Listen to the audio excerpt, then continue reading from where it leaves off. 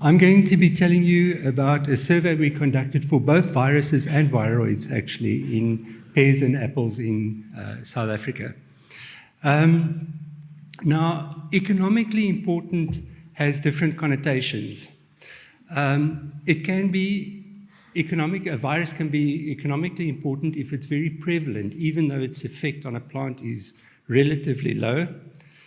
It can be important because of severity, and if that's coupled with prevalence, you get a big problem. And if it's localized, the problem's only local.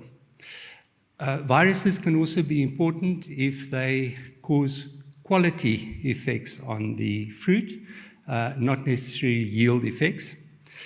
They can be economically important just because of their presence in a country. So, for example, if you have a certain pathogen in your country and you want to export, and that particular pathogen has a fruit pathway, the other country can put up barriers.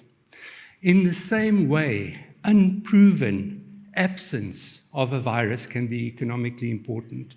So it's becoming more and more a requirement internationally that you have to prove that your country has an absence of certain pathogens.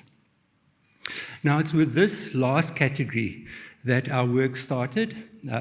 We were looking at 7 pathogens, 5 in each of the 2 crops, which are exotic to South Africa, but have potential to be problems in phytosanitary situations.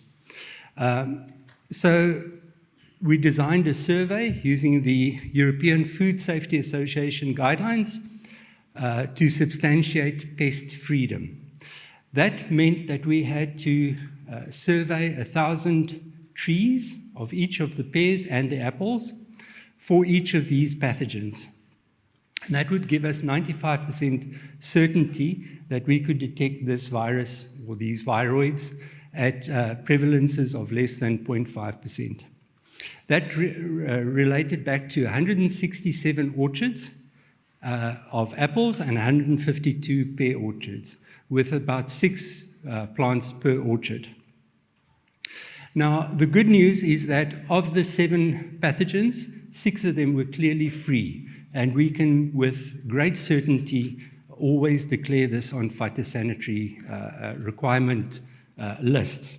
Unfortunately, one pathogen did come through, and that is pear blister canker viroid.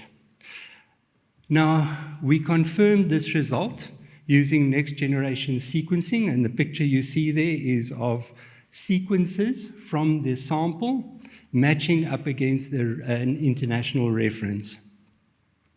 Luckily for us, pear blister canker doesn't affect any of our existing markets and is actually quite widespread in the rest of the world. So it's unlikely to be really of a problematic nature in our industry. Furthermore, on most pear cultivars, it is tolerant, and there's only a few cultivars in which it can have quite a severe disease. So it's important in future that we just make sure of any new cultivar and ensure that they are actually free of this.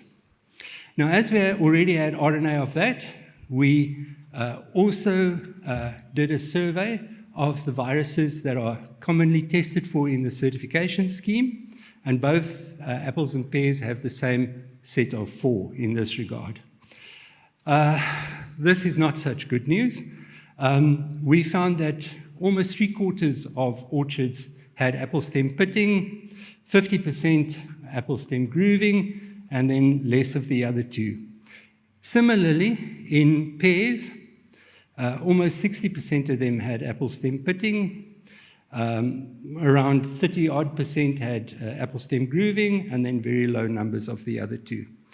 The problem as well with having such high prevalence is that 38 of the orchards, in other words, almost 20%, had all 3 of those viruses. Now, in the certification scheme, there are also diseases that are tested for only through visual assessment. We tested using next-generation sequencing some of these samples, and unfortunately, we found a large number of these. They are also associated with diseases and we really don't know at this stage anything about their prevalence or their severity. So the good news is that at least we now know what to do within our certification scheme.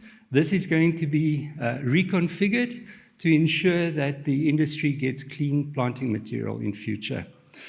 I'd like to thank you all for your attention and for Hortgrow for the funding and the Pathos Solutions team. Thank you very much.